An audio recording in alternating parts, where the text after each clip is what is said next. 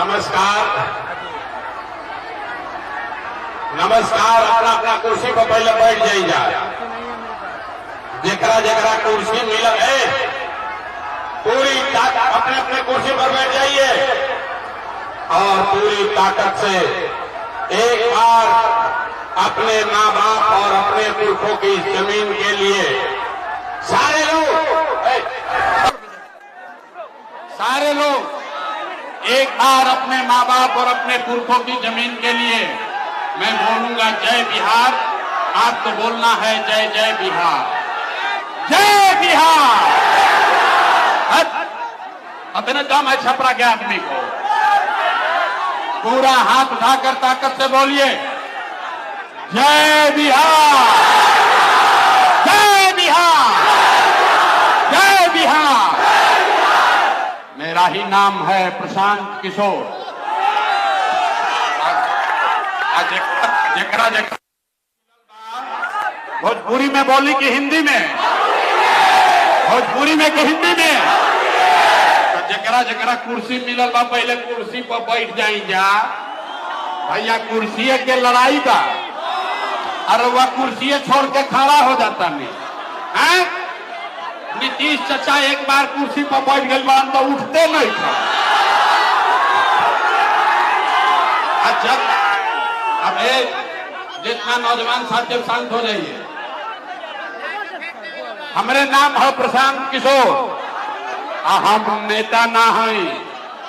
रउआ सब आदमी आयल बा गांव जवार से जुटल बा इस सोच के कि कोनो बिहार में नया दल बनल बा जन सुराज, ओकर चुनाव चिन्ह है स्कूल के बस्ता। तो नेताजी अहन कहन कि सब लोग स्कूल के बस्ता छाप पर वोट द जा तो हमनी के जीवन सुधरी, हमनी के जीत के आवल जाई तो काम कल जाई। कुछ आदमी भी सोच के आई बा कि नेताजी से अपन काम करवाई। सहारा वाला लूट के हमार पैसा ले गई लसन इनका से कहब हमार सहारा के पैसा वापस दिलवाई। कोई नली गली के आवेदन लेके आइल बा। ए भाई हम कोई के कोनो काम ना करी, हम किसी का बदमाशी मत करो। नीचे महिला लोग दब जाएगी। हटो, हटिए इधर। महिला लोग है, देख नहीं रहे हो, हटो। तो हम भैया कोई के कोनो काम ना करी, आज एजा वोटो ना मांगी।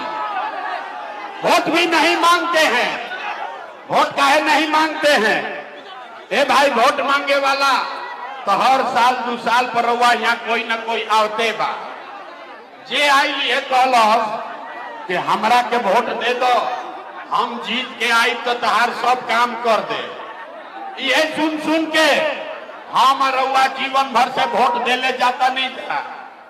पहले 40-45 वर्ष तक हमनी के कांग्रेस के वोट देनी जा, फिर 15 वर्ष गरीब के बेटा लालू जी के राजा बनावल गई।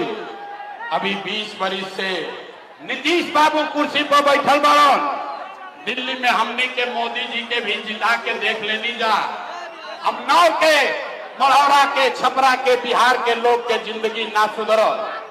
तब भाई आयल बनन कौनो प्रशांत किशोर रउआ हमार बात सुनब आ हमरा पर भरोसा करके हमरा के वोट दे तो ये बात के का गारंटी बा कि जीतला के बाद हम रउआ संगे धोखा ना करो।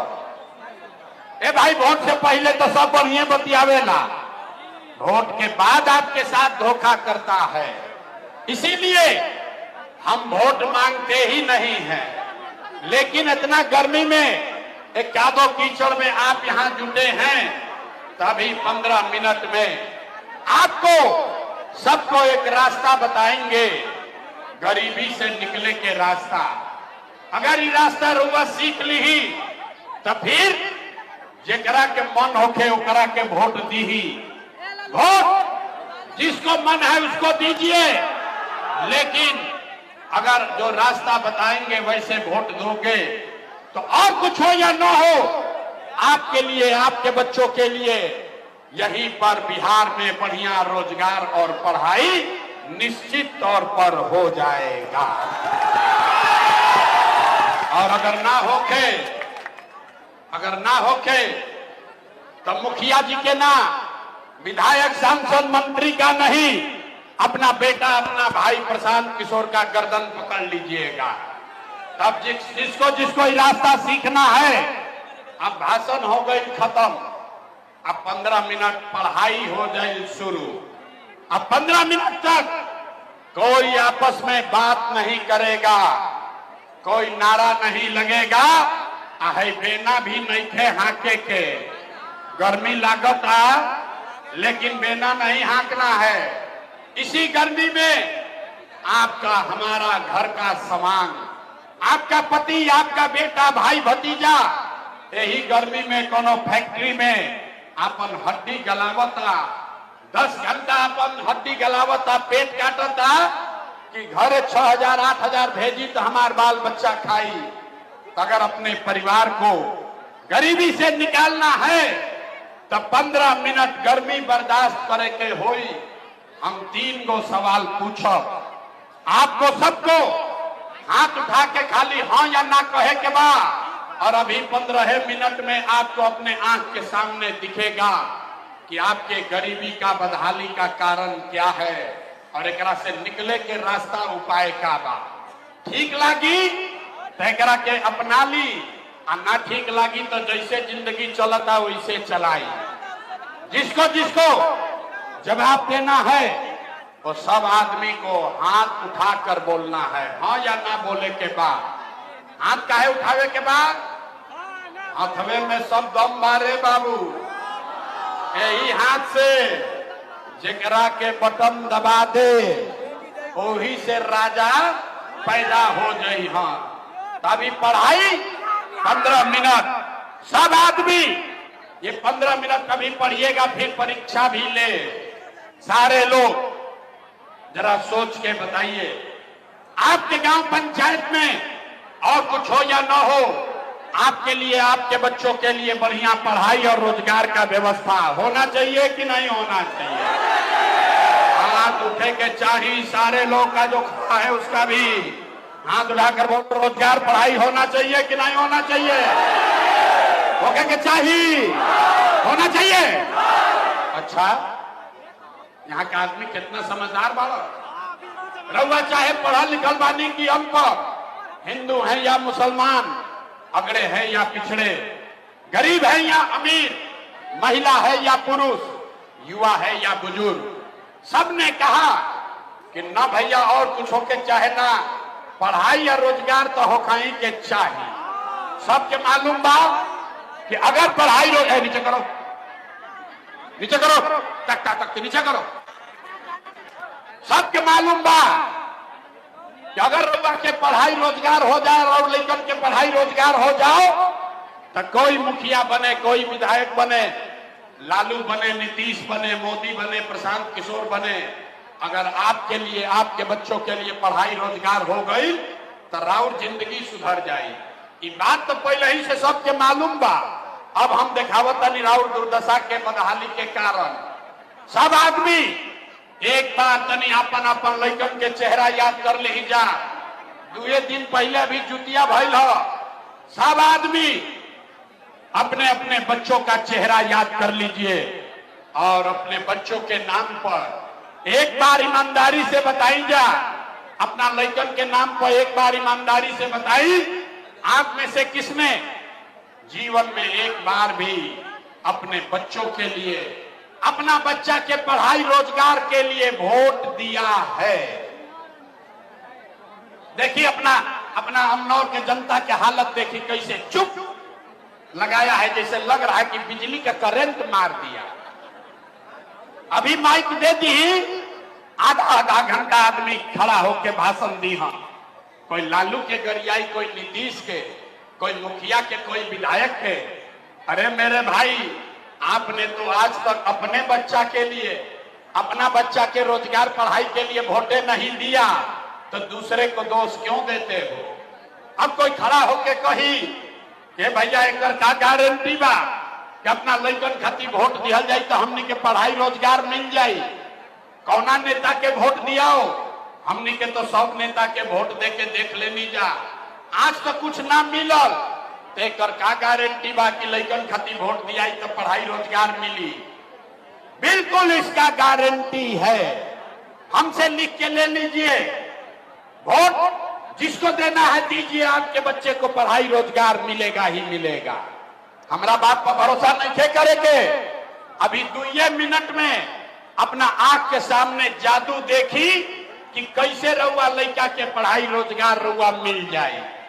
सब आदमी दूसर सवाल के जवाब दीजिए। हर आदमी सोच कर बताएगा, आज तक आपने जिस नेता को, जिस दल को भी वोट दिया, उन नेताओं ने आपका और आपके बच्चों का काम किया है कि नहीं किया है?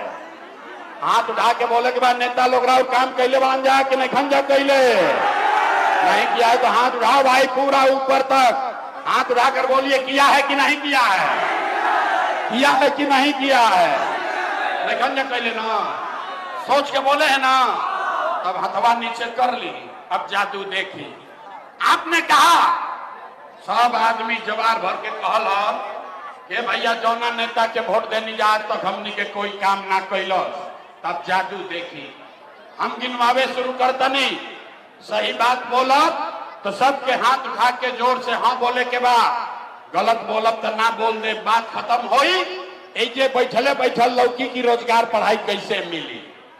पूरा बिहार में, छपरा अमनौर में बहुत सारे लोगों ने 5 किलो अनाज के लालच में मोदी जी को, भाजपा को वोट दिया है। तब बिहार में चाहे जितना चोरी भ्रष्टाचार बा, 1 किलो चोरी करके यहाँ के लोगों को 4 किलो अनाज मिल रहा है कि नहीं मिल रहा? हाथवा उठा के बोले के बाद 4 किलो अनाज मिला था कि नहीं? क्या मिला? आपने, हमने वोट दिया। हिंदू मुसलमान बनके सब हिंदू लोग कहे ए भैया जाए दी हमनी के दशा कुछ होके, पहले अयोध्या में राम जी के मंदिर बने के चाहिए। तो आपके गांव में नाली गली नहीं बना, स्कूल अस्पताल ना भई, ऐजा फैक्ट्री चालू नहीं हुआ, लेकिन आपके वोट से अयोध्या में राम जी का मंदिर बना है कि नहीं बना है? हाथ उठाकर सबको बोलना है, मंदिर बना है कि नहीं बना है? आपने, हमने वोट दिया बिजली के नाम पर नीतीश कुमार के। कुछ लोग कहल ना मोदी के ना देव, लालू के ना देव, हम तो नीतीश के वोट देव। हमने के बिहार में बिजली पानी सड़क चाहिए। लालू जी के राज में बिहार में बिजली पानी सड़क ना रहे, तो नीतीश के बिहार में इसी भ्रष्टाचार वाले राज में बिजली का बिल 1000 आए चाहे 2000, घरे घरे बिजली आइल बा कि नहीं के आई? अथवा उठा के बोले के बा बिजली आइल बा कि नहीं के आई? आपने, हमने वोट दिया जाति के नाम पर, अपना जात के नेता को। बिहार में आदमी कहेला जी ही चाहे मर जाई, अपना जाते वाला के वोट दे। तो भैया आपके जात के नेता ने आपके लिए, आपके बच्चों के लिए पढ़ाई रोजगार का बात नहीं किया, लेकिन जाति का बात और जाति का गिनती, जनगणना पूरा बिहार में कराया है कि नहीं कराया है? हाथ उठा के बोला भैया जाति के गिनती भइल बा कि नहीं के भाई? आपने, हमने वोट दिया सिलेंडर के लालच में। मोदी जी के लोग कहल कि अब सिलेंडरे पर खाना बनावल जाए, तो भैया सिलेंडर के दाम 1000 हो कि 1200, घरे घरे सिलेंडर बताइल बा कि नहीं के बताई? अथवा उठावा भैया मोदी झूठ बोला था, सिलेंडर बताइल बा कि नहीं के बताई? आपने, हमने वोट दिया मोदी का भाषण सुन के कि मोदी गुजरात में बड़ा विकास कैले बाड़ा। तो भैया मोदी गुजरात में तो विकास करत रहा, पूरा देश का पैसा ले जाकर मोदी गुजरात के गांव गांव में फैक्ट्री लगा रहे हैं, और पूरे बिहार से, छपरा अमनौर से आपके हमारे बच्चे गुजरात में जाकर नौकरी मजदूरी कर रहे हैं कि नहीं कर रहे हैं? ए भाई, तो कौना बात पर वोट देने की नाम मिलल? रउआ कौनी अपना बच्चा के नाम पर के भैया जीवन में अपना लड़कन के पढ़ाई रोजगार खातिर वोट ना देनी? ये जादू दिखावे आई बानी रे भाई। बोईबा बबूल तो आम कहाँ से खोइबो? वोट देव 4 किलो अनाज खाती तो रोजगार कहाँ से भेटाई? आपने 5 किलो अनाज के लिए वोट दिया, 4 किलो अनाज मिले लागल। रउआ मंदिर खातिर वोट देनी, अयोध्या में मंदिर बन गई। रउआ बिजली खातिर वोट देनी, घरे घर बिजली आ गई। रउआ जात खातिर वोट देनी, घर घर जात के चर्चा गिनती हो गई। आपने सिलेंडर के लिए वोट दिया, घरे घर सिलेंडर बटा गई। आपने गुजरात के विकास के लिए वोट दिया, गुजरात के गांव गांव में फैक्ट्री लग गई। आपने अपने बच्चों के पढ़ाई रोजगार के लिए वोट नहीं दिया, इसीलिए पूरा बिहार का बच्चा अनपढ़ और मजदूर बन गया। यही जादू दिखाने आए हैं। वोट ना मांगी, वोट ना मांगी रे भाई। गांवे गांव जाके 3 बरिस से अपन घर परिवार छोड़ के गांव गांव जाते हैं, लोग को हाथ जोड़कर एक के बात बताओ तनी। अगर आप अपना और अपने बच्चे का चिंता नहीं करोगे तो दुनिया में कोई नेता, कोई दल आपके बच्चे का चिंता नहीं करेगा। काहे करी भाई? जब रउआ अपन लड़का के चिंते नहीं थे तो लालू, नीतीश, मोदी, प्रशांत किशोर राउर लड़का के चिंता काहे करी हो? अब आपको दिखाएंगे आपके बदहाली का असली कारण। और फिर गरीबी से निकले वाला एगो रास्ता मंत्र सिखाई। अंतिम सवाल, सब आदमी तनी सोच के बताइएगा, और कुछ हो या ना हो, आपको अपना और अपने बच्चों का चिंता है कि नहीं है? है तो तनी हथवा उठावा रे भाई, देखी तो। अरे अपने बच्चों का चिंता है कि नहीं है? जोर से बोलो, मुंह खखार के, है कि नहीं है? है कि नहीं है? है। सारा का सारा समाजे झूठ बोला था। कौनो नेता के दम नहीं थे कि आकर वह मुंह पर कह दे कि सब झूठ बोल रहा। हम मन से कहते हैं सारा समाज झूठ बोल रहा। आपने कहा कि भैया हमको हमारे बच्चों का चिंता है। मेरे भाई, हम 2 बरिस पैदल चलनी, 5000 गांव में गए, आज आपके बाजार में आए हैं। रास्ता में अगर 100 गो बच्चा मिला है, रास्ता में अगर 100 गो बच्चा मिला, राउर इलाका के गांव के जवार के अगर 100 गो बच्चा मिलन, आधा से ज्यादा मढ़ौरा के, छपरा के बच्चों के शरीर पर शुद्ध कपड़ा नहीं है। हमारे साथ किसी भी गांव में चलिए, छपरा के कोनो गांव में रहुआ चली, आधा से ज्यादा बच्चा के पैर में, बूढ़ी माताओं के पैर में, औरतों के पैर में बरसात में 50 रुपया के हवाई चप्पल भी नहीं थे। लोग से पूछा था नहीं कि भाई अपना लड़का के का हाल कैले बारो, कम से कम एगो चप्पल काहे नहीं खरीदो? लोग कहता है कि भैया इतना गरीबी बा, कहां से चप्पल पहनाई, कैसे कपड़ा पहनाई, कैसे पढ़ाई, कैसे आगे बढ़ाई? तो मेरे भाई, जिन नेताओं ने आपका और आपके बच्चों का ये हाल कर दिया कि आपके बच्चे के शरीर पर कपड़ा नहीं, पैर में चप्पल नहीं, आपका बच्चे को खिलाने के लिए भरपेट बढ़िया भोजन नहीं, आपका बच्चा बीमार पड़ता है तो दवा डॉक्टर अस्पताल नहीं। वह नेताजी 2 महीना के बाद हम वोट मांगे तो जितना लोग यहाँ आया है, ज्यादातर आदमी जाति के नाम पर हिंदू मुसलमान बन के 500 रुपया के लालच में मुर्गा भात खाकर 2 गो पाउच पर सौदा करके लालू के डर से मोदी और मोदी के डर से लालू का नारा लगाकर अपने ही हाथ से उसी नेता को वोट देके राजा बनाओगे। यहाँ कहता है कि बच्चा के लिए बड़ा चिंता है। अरे अपना बच्चा के नाम पर झूठ बोल रहे हो तो आप नहीं भोगोगे, आपका बच्चा नहीं भोगेगा तो कौन भोगेगा? हम मीठा बात ना बोली।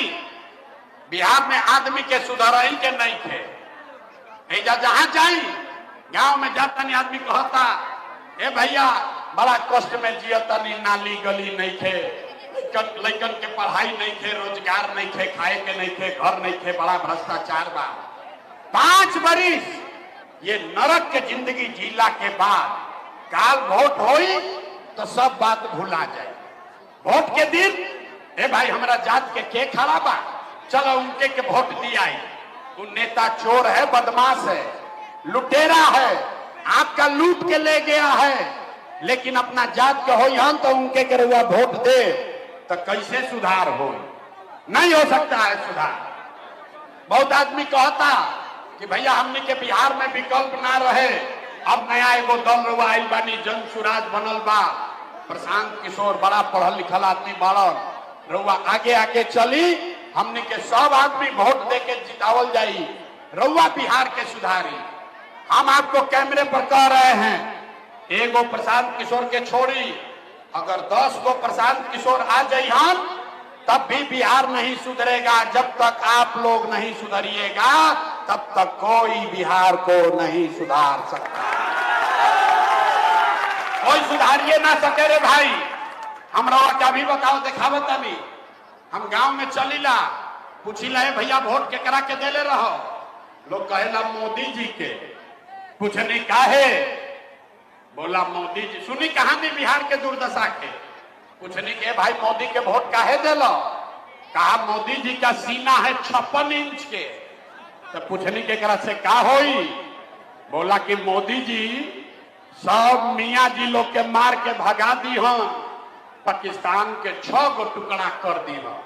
अरे मेरे भाई, छपरा के गांव में बैठ के रउआ लौकता कि मोदी जी के सीना 50 इंच बा कि 56 इंच, लेकिन अपन लइकन के, पूरा बिहार भर के लइकन के, छपरा उन्नौर के लइकन के खैला बगैर सीना सिकुड़ा के 15 इंच भइल बा। आदमी के नइखे लौकत तो कैसे सुधार होई? ना हो सके। एजा लोग के अपन चिंते नहीं थे। अरे भाई लड़का के चिंता का होला? अगर समझे के सीखे के बा तो एक बार रउआ सब लालू जी के देखी जा, लालू जी से सीखी। लालू जी के अपन लड़का के चिंता बा। लालू जी के लड़का 9वां पास ना कैलन, लेकिन लालू जी के चिंता बा कि हमार लड़का बिहार के राजा बनो। हम ये बात कहता नहीं तो कुछ आदमी के बुझाता कि हम लालू जी के शिकायत करता नहीं ना। अरे भाई हम तो लालू जी के मंच पर तारीफ करता नहीं। लालू जी इतना अच्छा बाप पालन, लड़का 9वां नहीं थे पास कैले, लेकिन चाहता हूं कि बिहार के राजा बनो। रुआ अपन दशा देखी, राउर लड़का मैट्रिक पास कर ले, आइए बीए कर लिया, उसको चपरासी का भी नौकरी नहीं मिला, लेकिन आपको उसका कोई चिंता नहीं है। रुआ तो जात के झंडा लेके मताइल बानी। गांव में बैठा था आदमी तो खेत घर के दलान में, खेत खलिहान में, चौक चौराहा पर चाय के दुकान पर चर्चा होता, लालू जीती हम की नीतीश जीती हम, मोदी जीती हम की जनसुराज जीती। अरे मेरे भाई एक बार ये भी चिंता कर लो कि आपके बच्चे कब जीतेंगे, तब बिहार में सुधार हो। ना होके वाला है, लेकिन हमारा मालूम बा है। देखी लड़का पीछे नरिया का असर, नीतीश कुमार मार लाठी मरवाया इस सबको डक बंगला चौराहा पर, लेकिन अभी सुधरेगा नहीं। अभी मोदी अहन तब मोदी मोदी करके जाएगा, अब फिर डक बंगला पर जाएगा तो मार लाठी खाएगा। तो जब रउआ अपना चिंते नहीं थे रे भाई, तो प्रशांत किशोर राव कैसे मदद करी? हम आपको इसीलिए एक रास्ता अभी बताएंगे, वो रास्ता सीख ली और फिर जौन बुझाए तौन करी, लेकिन जौन रास्ता बताई वैसे वोट रउआ दे। तो और कुछ हो चाहे ना, दिवाली छठ के बाद राउर जिंदगी सुधरी, राउर गरीबी खत्म होई। सारे लोग अब ध्यान से वो रास्ता सीखिए। अगली बार जब वोट देने जाइए, अगला बार जब वोट देवे जाइए, जेकरा के बुझाए ओकरा के वोट दी ही, लेकिन वोट देते समय याद रखिए, जिन नेताओं ने बिहार को लूटा है, जिन नेताओं ने आपके पेट पर लात मारा है, 5 वर्ष आपको परेशान किया है, वो नेता चाहे आपके जाति का हो या धर्म का, दल का हो या गांव का, उसको वोट नहीं देना है। तो जकरा जकरा बतवा बुझाता है सब आदमी हाथ उठाई जा, देखी कितना आदमी के बुझाए। पीछे तक हाथ उठाओ, जो खड़े हैं वो भी हाथ उठाओ भाई, और सबको जवाब देना है। जिन नेताओं ने बिहार को लूटा है उसको वोट देना है कि नहीं देना है? जोर से बोलिए, देना है कि नहीं देना है? आवाज ना आई, जोर से बोलो, देवे के बाद कि नहीं खे देवे के बे? रउआ जात के हो यहाँ लुटले बाड़न, देव कि ना दे? हिंदू मुसलमान करेगा, दीजिएगा कि नहीं दीजिएगा? 1000-2000 रुपया ला के बटी हम देव कि ना दे? अरे 1000-2000 रुपया देगा, वोट नहीं दीजिएगा? बड़ा बुर्बक आदमी है। अरे भाई सुन लो पूरा रास्ता, पैसा नेता ला कर देगा, पैसा लेना है। काहे लेवे के बाद समझ लो भाई। आप बताइए, 2 मिनट में सीख लीजिए मंत्र। आप बताइए पिछला 5 वर्ष में राशन कार्ड बनाने के लिए आपसे घूस लिया है कि नहीं लिया है? सब लोग बोलो भैया राशन कार्ड बनावे खातिर घूस ले ले बात जा कि नहीं खा ले ले? जाति प्रमाण पत्र में पैसा लिया है कि नहीं लिया है? बिजली का बिल ज्यादा आ रहा है कि नहीं आ रहा है? थाना में पुलिस वाला घूस लेता है कि नहीं लेता है? हाथ उठाकर बोलिए, थाना में घूस लेता है कि नहीं लेता है? अमनौर में, छपरा के गांव गांव में 100 रुपया के शराब 300 रुपया में बेचाता कि नहीं क्या बेचा? ब्लॉक में सीओ वीडियो जमीन के दाखिल खारिज के लिए, रसीद काटने के लिए लूट रहा है कि नहीं लूट रहा है? अरे भाई, तो हमनिए से लूट के 5 वर्ष पैसा जमा कैले 1200, वही में से ला के 1000-2000 दिहसन भोटवा के समय, तो अपने पैसा वापस ले लेवे के बाद। लेकिन पैसा लेने के बाद एक मंत्र, एक संकल्प याद करना है। अब सिखावतानी गरीबी से निकले वाला मंत्र। सबको एक संकल्प लेना है।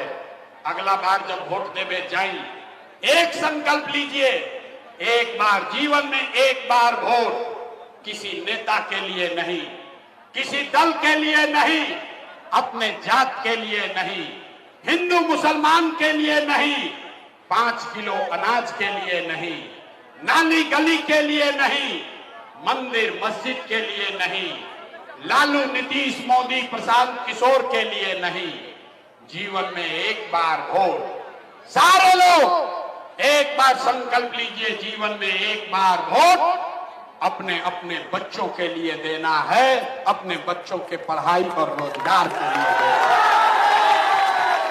ताली बजाने से जान ना बची। अब हाँ, जकरा जकरा जे बात से सहमत होके तो हाथ उठाई जा। सारे लोग हाथ उठाओ भाई, और हाथ उठाकर संकल्प लीजिए, अगली बार वोट अपने बच्चों के लिए देना है कि नहीं देना है? अपना लड़कन खातिर वोट देवे के बाद कि नहीं देवे के? देवे के बाद हाथ नीचे करी। आधा आदमी के ना बुझाई कि बच्चा खातिर वोट देवे से का होई। ऐजा से निकली हाँ, और रास्ते में आदमी बतियावे लगी कि भाई बच्चा खातिर वोट देवे से का होई, अभी जादू देखी का होई।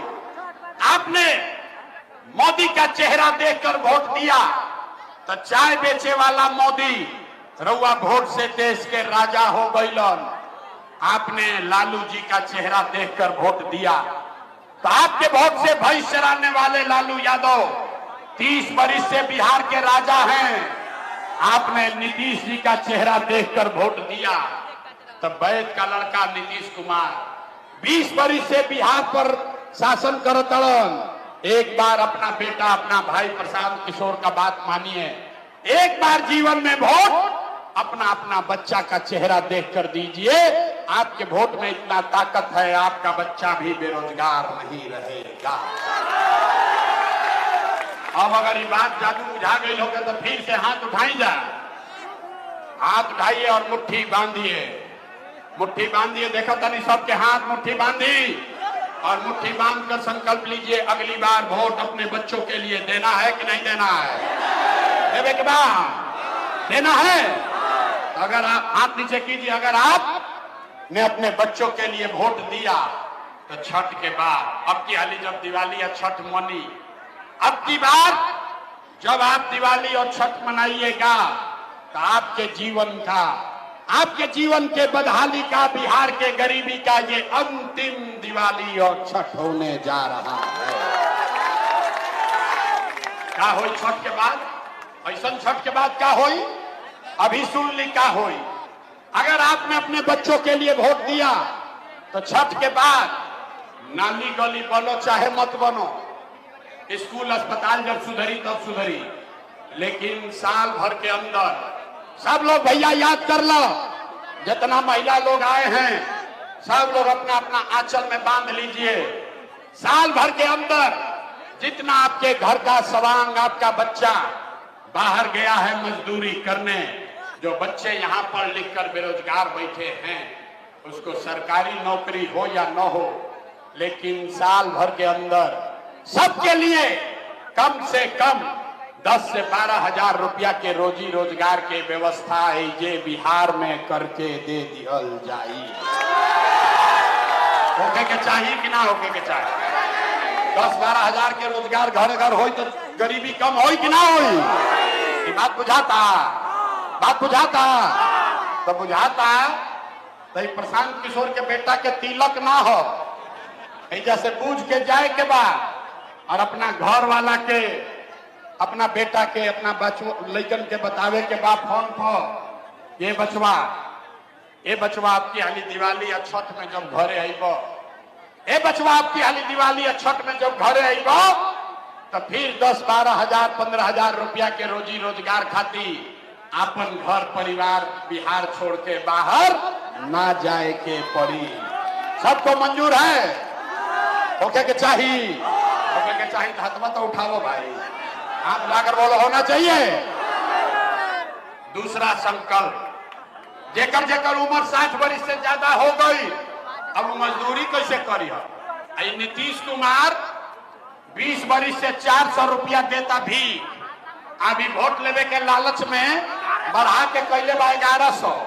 तो सुन ल रे भाई, जिसका जिसका उम्र 60 वर्ष से ज्यादा है, छठ के बाद अगर आपने अपने बच्चों के लिए वोट दिया तो छठ के 1 महीना बाद से 60 वर्ष से ज्यादा उम्र के हर महिला पुरुष को 400 रुपया का भीख नहीं, 1100 रुपया का पेंशन नहीं, 2000 रुपया हर महीना सम्मान राशि के तौर पर जरूर होके के चाहिए भैया। हाथ उठा दो, हाथ उठा दो, होके के चाहिए। अंतिम संकल्प, गरीबी कैसे दूर हो बताओ तनी। 10-12 हजार के रोजी रोजगार हो जाई, बूढ़ आदमी के 2-2 हजार मिले लगी, एहू से गरीबी खत्म ना होई। गरीबी खत्म तब होई जब आपका बच्चा पढ़ लिख कर आगे बढ़ेगा। आज गरीब के लड़का जाता पढ़े तो पढ़त नहीं थे, खिचड़ी खैलस घरे चल आई। तैसे तय भाई कि जैसे बिजली आइल बा, जैसे सिलेंडर बटाइल बा, वैसे ही अब की हाली लड़कन के पढ़ाई रोजगार खातिर वोट दियाई, तब वोट के बाद सारे लोगों के पास ये अवसर हुई कि जब तक रउआ गांव में सरकारी विद्यालय ना सुधरी, गरीब को ये अवसर होगा, आप अपना बच्चा को प्राइवेट अंग्रेजी स्कूल में नाम लिखवाइए, उसका फीस सरकार की ओर से दिया जाएगा, ताकि गरीब से गरीब का बच्चा भी अंग्रेजी स्कूल में पढ़ सके। सब लोग तैयार बा? बात बुझा गई? तीनों काम होई तो बढ़िया होई कि ना होई? सब लोग तैयार बा? अब परीक्षा देने खातिर तैयार होई। अगला बार वोट 5 किलो अनाज खातिर दियाई कि रोजगार खातिर दियाई? सबके हाथ उठा के बोले के बाद 5 किलो अनाज चाहिए कि रोजगार चाहिए? पढ़ाई चाहिए कि जात चाहिए? जात चाहिए कि पढ़ाई चाहिए? लालू नीतीश मोदी के राज चाहिए कि जनता के राज चाहिए? कहनी ना कि बिहार के आदमी ना सुधरी हो। कितना आदमी नहीं बोलो सोचत था कि ना हम सुधरब और ना बिहार के सुधरे दे। अरे भाई, जरा लालू चाहिए लालू बोलो, जरा मोदी नीतीश चाहिए नीतीश बोलो। सोच कर बोलिए, झूठ बोलिएगा अभी जांच पकड़ ले। सारे लोग सोच कर बोलिए, लालू नीतीश मोदी का राज की जनता का राज। जैसे हाथ ने कहा उठाओ, देखो तनी हाथ उठा के बोलो, लालू नीतीश मोदी का राज की जनता का राज। जनता का राज चाहिए तो अगली बार वोट अपने अपने बच्चों के लिए देना है ना? सब लोग तैयार बा ना? अब दी परीक्षा 2 महीना के बाद वोट होई। नीतीश कुमार रैयान की जय हो। देखा कहनी ना जांच पकड़ा देगो। अब अभी कहला लड़का खातिर वोट दे, अब बताओ नीतीश कुमार रहेंगे कि जाएंगे? जोर से बोलो, नीतीश कुमार को रखना है कि हटाना है? रखना है कि हटाना है? सबके हाथ उठावे के बाद, रखे के बाद, हटावे के बाद। अब मोदी आई हन आ कहन कि सब लोग नीतीश के भाजपा के वोट दे दो तो दियाई, काहे ना दियाई? बड़ा गुरबत बुझता हमरा के है। हमरा सभा में आई तो कह दिया ना मोदी को वोट ना दियाई। काले मोदी आई हम तो मोदी मोदी करके हिंदू मुसलमान बन के जाओगे। अभी सब लोग मिलके फरिया लिहल जाओ कि मोदी के वोट दिया कि ना। 1 मिनट में दूध के दूध, पानी के पानी हो जाए। सवाल एगो पूछता नहीं, बताई तय होई। आप बताइए, वोट बिहार के, वोट बिहार के तो फैक्ट्री कहां लागे के चाहिए? बिहार में कि सवालवे ना सुनला, बोल देला ऐसे ना एक दूसरा में दुर्दशा में जिया खड़ा। सोच के बोलिए, वोट बिहार के तो फैक्ट्री बिहार में लागे के चाहिए कि गुजरात में? वोट बिहार का तो फैक्ट्री कहां लगना चाहिए? बिहार में कि गुजरात में? सबके बोले के बाद, बिहार में कि गुजरात में? बिहार में कि गुजरात में? जोर से बोलो, बिहार में कि गुजरात में? बिहार में कि गुजरात में? अच्छा, अभी अब चला के निकली। जितना आदमी के बुझाता कि वोट बिहार का तो फैक्ट्री भी बिहार में लागे के चाहिए, तो 15 बरिस से अपना अपना लड़कन के नाम पर बोली जाए। 15 बरिस में मोदी ने फैक्ट्री कहां लगाया? बिहार में कि गुजरात में? अब जे मोदी के वोट देले बा चुप, सोचता भगवाई वाला ना बोली तो क्या बोली? अरे भाई, 15 बरिस से जे मोदी के वोट देला बोला, अपना लड़कन के नाम पर बोला मोदी फैक्ट्री कहां लगैलन? बिहार में कि गुजरात में? छुपाए से ना हो, बोले के पड़ी। बिहार में लगैलन कि गुजरात में? मोदी फैक्ट्री कहां लगाए? बिहार में कि गुजरात में? तो मंजूर बा? वोट लेबा बिहार में, फैक्ट्री लगेबा गुजरात में, मंजूर है? मंजूर है? अब फैसला करके बोली मोदी के वोट दियाई दियाई ना दियाई तो हाथ उठाओ, छुपाओ मत मूड़ी, हाथ उठाओ भैया, जोर से बोलो मोदी को वोट देना है, मोदी को वोट देना है। और अगर दीजिएगा तो लड़का जाके गुजरात में मजदूर बनिहन, होकर पाप रउए सर लागी। तो मोदी के कहला पर वोट ना दियाई तो नीतीश कुमार तो गई रैयन की जई है भाई। नीतीश कुमार रैयन की जई है। जोर से बोलो, रहेंगे कि जाएंगे? 2 महीना के बाद नीतीश कुमार गई। जोर से बोलिए गए, जोर से बोलो गए, जोर से बोलिए गए। नीतीश कुमार गए, नीतीश कुमार गए, गए गए। बच गए लालू के ललटे। उनको फैसला कौन लिया जाओ? लालू के ललटेन चाहिए। ए भाई, लालू के ललटेन चाहिए। ललटेन का जंगल राज चाहिए। फिर से अपहरण रंगदारी चाहिए। फिर से लूट मार चाहिए। अब जे लालू के वोट देले बा, मुंह लुकैले बा। स्वतंत्रदान कोई बगल में देख मत ले रे भाई। हम ही ललटेन में किरासन तेल डालने बानी। ए भाई, सोच के बोलो, ललटेन को वोट देना है। ललटेन जलेगा कि बुझेगा? ललटेन जलेगा कि बुझेगा? हाथ उठाकर बोलिए, लालू को वोट देना है, ललटेन को वोट देना है। तो लालू, नीतीश, मोदी तीनों चल गई तो के बचा? के बचा? कौन बचा? सबको बोलना है, लालू, नीतीश, मोदी तीनों गईलन, के बचल? के बचल? कौन बचा? कौन बचा? पहले ही कौन यहाँ की बिहार के आदमी ना सुधरे। आधा घंटा समझावत समझावत गर्दन फाट गई। देखिए लोग का दशा। पहले 40 बरिस कांग्रेस से ठगाया, फिर 15 बरस लालू से ठगाए, अभी 20 बरिस से मोदी और नीतीश ठग रहा है। अब चिल्ला चिल्ला के कह रहा है प्रशांत किशोर से ठगाएंगे। अरे मेरे भाई, प्रशांत किशोर से ना होई, सबके लागे के होई। यही जिला के जयप्रकाश नारायण ने सिद्धार्थ दियारा से बोला, जब बड़ा भ्रष्टाचार भई तो जेपी ने कहा सिंहासन खाली करो कि अब जनता आती है।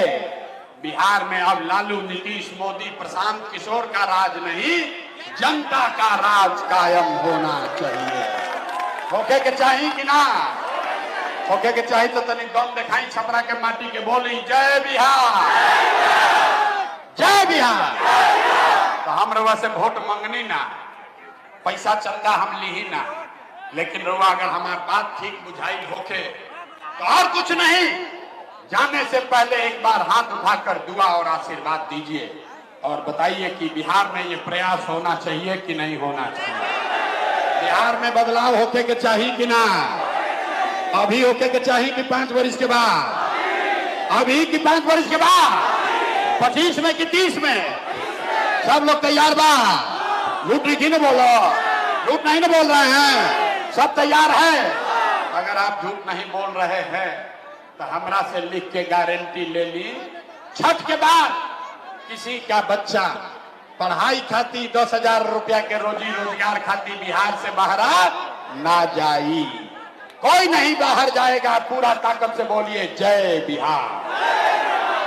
जाए से पहले हई एगो कार्ड बा, एकरा के बना लेवे के बा। हतना आदमी जुटल बड़न, हमरा कैसे बुझाई कि रउआ घर में के बेरोजगार बा, फिर वह मुखिया बीडीओ सीओ के यहाँ जाए के पड़ी।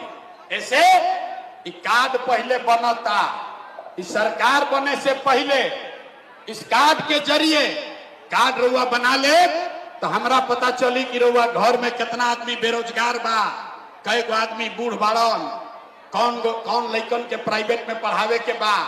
आ जैसे ही सरकार बनी तो जैसे बैंक से एटीएम से रुपया निकलेला, वैसे ही सरकार का तिजोरी का ये चाबी है, ये चाबी है तिजोरी का। जैसे जनता के राज बनी तो 12-15 हजार रुपया के लाभ रुआ ही कार्ड से मिले लागी। कौनो मुखिया सरपंच सीओ बीडीओ के पास नहीं थे जाए के, कार्ड एजा बनवा ली, एजा नहीं थे बनत गाँवे गाँव करोड़ों रुपया खर्च करके जन सुराज प्रसाद किशोर बनवा रहे हैं। अपना सारा आदमी एक परिवार में एगो कार्ड दे दी ही, लिखवा दी में कि हमरा कई गो लड़का बहरी मजदूरी करे गई बड़न, कई गो आदमी हमरा घर में बुजुर्ग बा, कई गो लड़कन के प्राइवेट में पढ़ावे के बा। एक कार्ड जैसे ही रुआ दे जानकारी कार्ड रही तो जब सरकार बनी अपने आप रुआ भेजुलू रुपया पहुंचे लागी। जैसे इस सब के कार्ड बनवा लेवे के बाद फ्री में आपके दरवाजे पर जन सुराज ये कार्ड बनवा कर दे रहा है। कड़वा बनवा लेवे के बाद अपना पास अस्थिर से रखे के बाद फिर से पूरा ताकत से बोलिए जय बिहार। घबराई मत, 3 महीना के बाद, 3 महीना ना, अब तो 2 महीना रह गई, 2 महीने के बाद आपका गरीबी खत्म होने वाला है, बिहार में खुशहाली आने वाला।